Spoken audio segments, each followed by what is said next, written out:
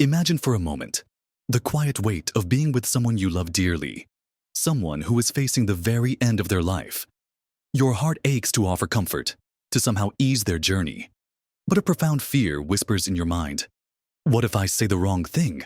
What if my words, meant with the purest of intentions, actually cause more pain, more isolation? It's a terrifying reality, isn't it? This raw, vulnerable moment, where the wrong phrase can feel like a stone dropping into an already fragile pool. We've all been there, or we will be, standing on the precipice of a loved one's final moments, desperately wanting to do right by them, yet feeling utterly lost for words. The truth is, sometimes the most common, well-meaning expressions are precisely what a dying person needs least to hear. There are certain things, 7 things in particular, that can inadvertently build a wall between you and the person you're trying to comfort, leaving them feeling misunderstood, pressured, or even more alone. In this video, we're going to uncover these 7 surprising phrases you must never say to someone who is dying. And more importantly, we'll explore what to say instead, fostering genuine connection and peace in their final days. Watch to the end for something that will truly surprise you about the power of your presence. Let's begin by addressing one of the most common, yet deeply unhelpful, things we often utter when someone is facing the end of their life. You just need to stay positive. On the surface, it sounds like encouragement. Doesn't it nudge towards optimism? A belief in the power of a good outlook. But imagine for a moment you are the one staring down the barrel of your own mortality. Your body might be racked with pain, your mind racing with fears, anxieties, and perhaps profound sorrow for all that you are leaving behind. In that moment, being told to stay positive can feel like an immense burden, a demand to perform happiness or bravery when all you feel is exhaustion and grief. It invalidates every raw emotion surging through them. It subtly suggests that their sadness, their fear, their anger, all perfectly natural human responses to an unimaginable situation, are somehow wrong or counterproductive. It implies that if only they could think happy thoughts, things might be different, placing an unfair responsibility on them for their dying process. Consider Mary, a sweet woman in her late 70s, who had been battling a long illness. Her granddaughter, trying to be supportive, would often say, "Grandma, you're such a fighter. Just stay positive," while meant lovingly. Mary confided in a hospice nurse that it made her feel guilty. She wasn't always positive. Some days, she was terrified. Some days, she was sad about missing her grandchildren grow up. When told to be positive, she felt she had to hide those real feelings, putting on a brave face for other, which only added to her exhaustion. Instead of demanding positivity, what a dying person truly needs is the space to feel whatever they need to feel. They need permission to be sad, angry, scared, or even resigned. What you can offer instead is validation. You can say, "It's okay to feel whatever you're feeling right now. I'm here with you, no matter what." Or, "This must be incredibly hard. Tell me what's on your mind." Or, "We can just sit quietly together." Your presence, your quiet understanding, and your acceptance of their emotional landscape are far more comforting than any forced optimism. It allows them to drop the mask, to truly be themselves in their final moments, which is a profound gift. Following closely behind "stay positive" is another phrase that, despite good intentions, can weigh heavily on a dying person. Don't give up. Keep fighting. This one, too, comes from a place of wanting to see our loved ones persevere, to overcome the odds. We live in a society that values strength, resilience, and the relentless pursuit of victory. But when someone is truly dying, when their body is shutting down and their spirit is weary, this phrase can become a crushing weight. It implies that their current state is a failure on their part, a lack of effort in the fight. It denies the natural progression of life and death, suggesting that, if they just tried harder, they could somehow cheat death. For many, the fight has been long and arduous, filled with treatments, pain, and the relentless drain on their energy. At some point, the greatest act of courage is not to keep fighting, but to accept what is happening and seek peace. To be told to keep fighting when their body is screaming for rest can be incredibly disheartening. Imagine John, a veteran who had battled cancer for years. His son, wanting desperately for his father to live, would often say, "Dad, you've always been a fighter. Don't you dare give up now." John loved his son deeply, but these words made him feel like a disappointment. He was exhausted. He wasn't giving up. His body was simply unable to continue the fight. What John longed for was permission to let go, to rest. What you can offer instead of this pressure to fight is acknowledgement of their incredible journey and permission to find peace. You can say, "You have fought so bravely, and you've shown incredible strength throughout this whole journey. It's okay to rest now. I'm here for you, no matter what." Or, "Your courage has inspired me so much.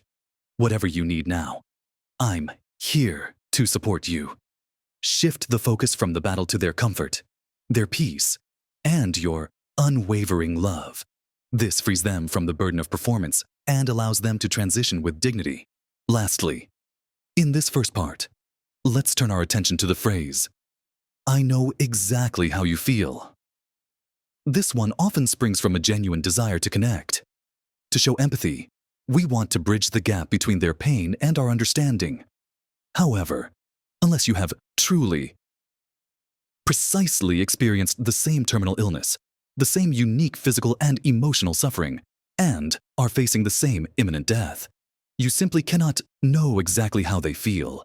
Every person's journey with dying is profoundly personal, colored by their unique life experiences, relationships, fears, and hopes. Saying, "I know how you feel," can inadvertently trivialize their experience, making them feel misunderstood or even that you are trying to make their pain about yourself. It can shut down communication rather than open it up, as they might think. "No, you don't. You can't possibly." Consider Sarah, who was dying from a rare, painful illness. A well-meaning friend said, "My grandmother had something similar, so I know exactly how you feel." Sarah appreciated the sentiment, but inside, she felt a pang of frustration. Her grandmother's illness was different, and Sarah's pain was unique to her. She longed for someone to simply acknowledge her struggle without claiming full understanding. What you can offer instead is deep empathy and humility. You can say, "I can't even imagine what you're going through right now, but I want you to know I'm here for you." Or, "This must be incredibly difficult. Please know I'm here to listen, without judgment, if you ever want to talk." Focus on being present and supportive, allowing them to lead the conversation about their feelings and experiences, without making assumptions about what they are enduring. Your willingness to simply be there, without claiming to fully grasp their pain, is a far more powerful act of compassion. Now that we've discussed the pitfalls of demanding positivity, urging a fight, and claiming complete understanding, let's continue our journey into the other common phrases that can cause unintended harm. Continuing our exploration of what not to say, let's consider a phrase often offered with good intentions, particularly when someone has lived a long life. "At least you lived a long life." Or its cousin, "You had a good run." While it might seem like a comforting thought, a way to acknowledge a life well lived for someone who is actively dying.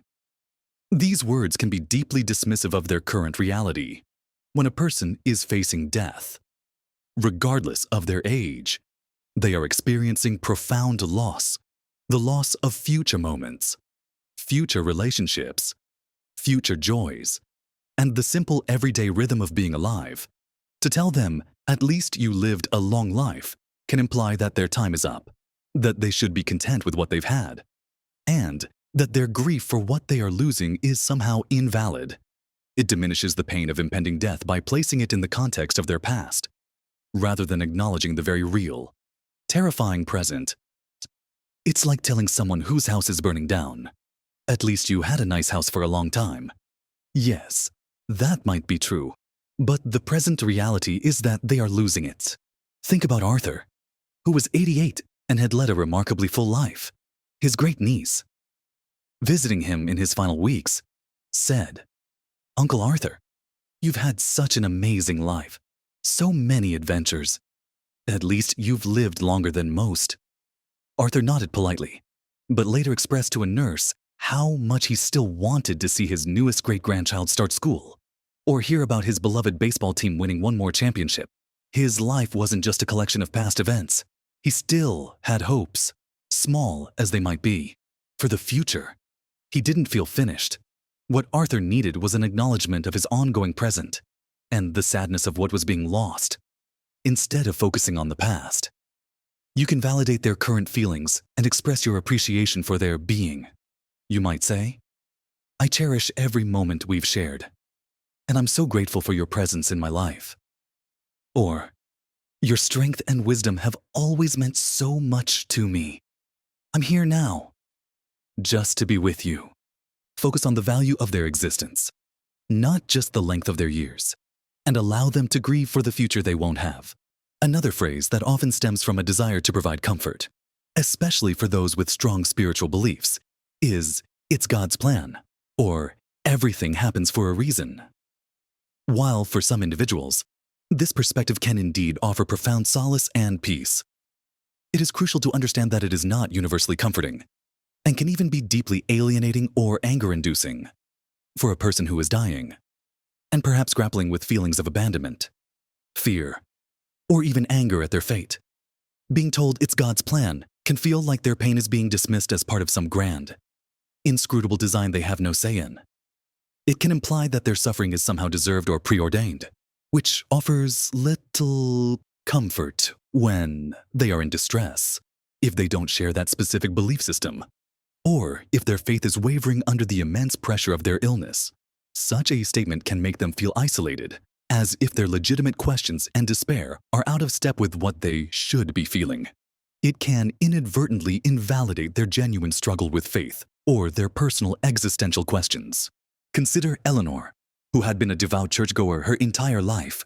As she neared the end, she found herself questioning everything, wondering why she had to endure so much pain.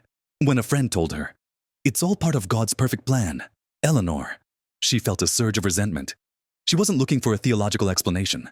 She was looking for comfort in her pain and confusion. What you can offer instead, unless they explicitly express their own desire for spiritual affirmation, is simply empathetic presence. You can say, "I'm so sorry you're going through this," or "I'm thinking of you constantly."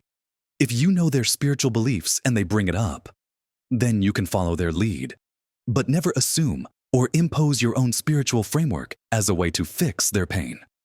Sometimes, the most spiritual act is simply to sit in respectful silence, holding their hand, acknowledging their humanity without trying to explain away their suffering with prepackaged answers.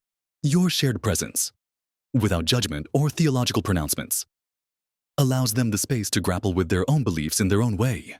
Next, let's address a phrase that sounds helpful but often places an undue burden on the dying person. Is there anything I can do for you?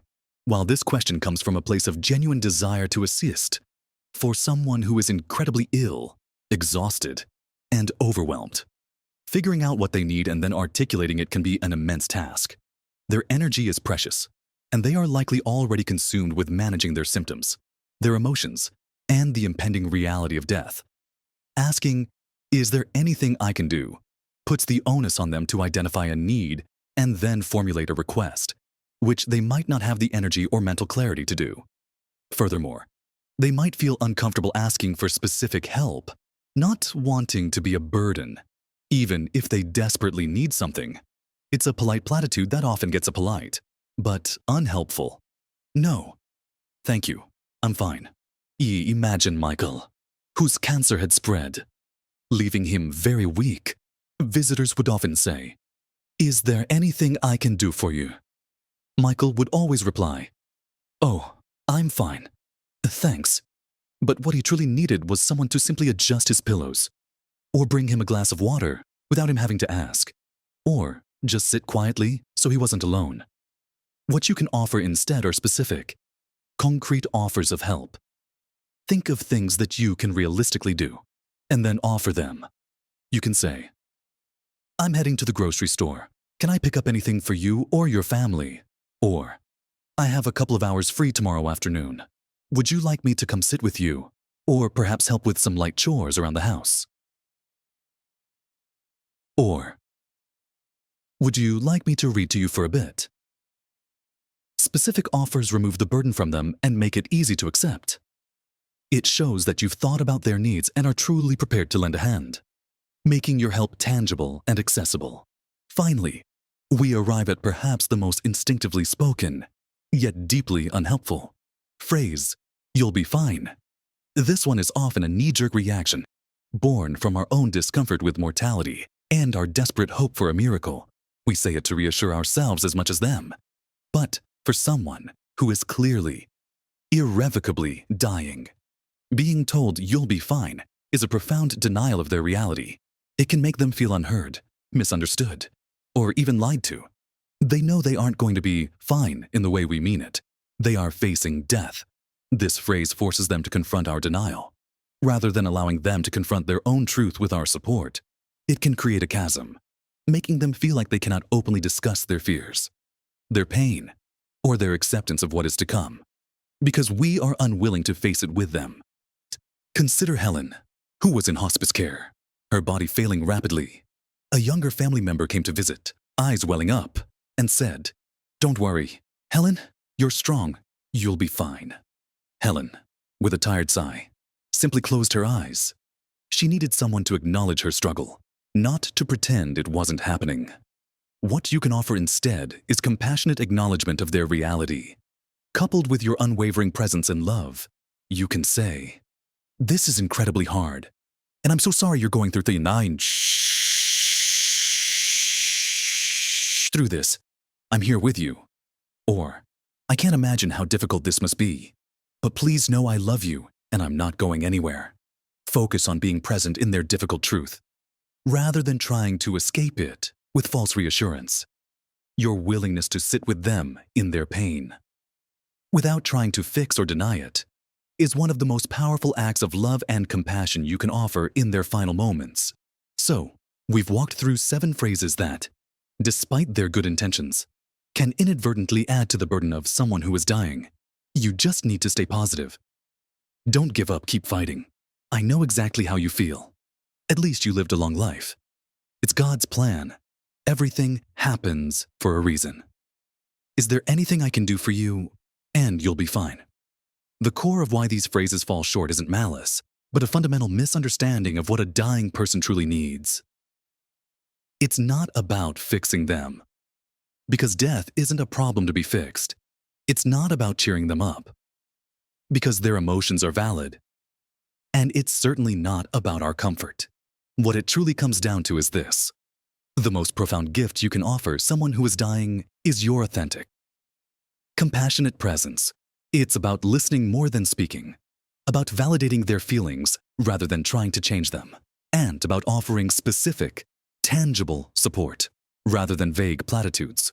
Remember Mary, who felt she had to hide her fear when told to be positive, and John, who felt like a failure when urged to keep fighting, or Sarah, whose unique pain was minimized by, "I know how you feel," and Arthur, who still longed for a future, despite a long past, instead of being told, "At least you lived a long life," and Eleanor, who needed understanding, not theological explanations, despite her faith, and Michael, who needed specific help, not just a vague offer, and finally, Helen, who just needed someone to sit with her in her truth, not to be told, "You'll be fine." Each of these individuals highlights the deep human need for connection, acceptance, and genuine understanding in their most vulnerable moments. When you are with someone who is dying, your presence is far more powerful than any perfectly crafted words. Sometimes, the best thing you can say is nothing at all. Simply holding their hand, offering a comforting touch, making eye contact, or just sitting quietly beside them communicates more love and support than any of the phrases we've discussed. It says, "I am here with you. In this difficult moment, you are not alone." It's about creating a safe space for them to simply be, without judgment, without pressure, and without expectations. It's about honoring their journey, allowing them to feel whatever they need to feel, and affirming their dignity until their very last breath. This shift in perspective, from trying to fix or reassure to simply being present and listening, might feel counterintuitive at first. Our instincts often push us to fill silence, to offer solutions, to lift spirits, but in the sacred space of end-of-life care.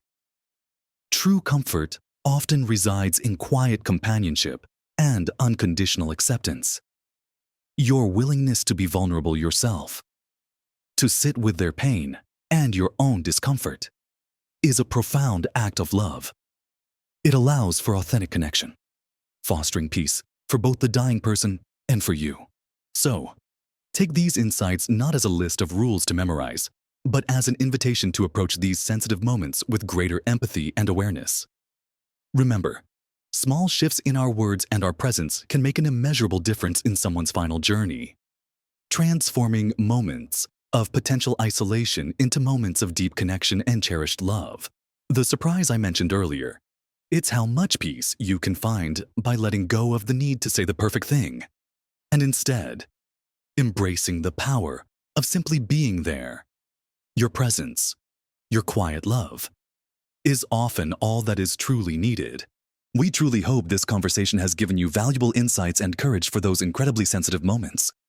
If you found this video helpful, please give it a thumbs up. It really helps our channel reach more people who might benefit from this information. And if you have any thoughts or experiences to share about comforting a dying loved one, please leave a comment below. Your shared wisdom helps us all learn and grow. Don't forget to subscribe to our channel for more content dedicated to helping you live your best life at every age, with compassion, wisdom, and joy. Thank you for watching. And remember, in every interaction, choose kindness and presence.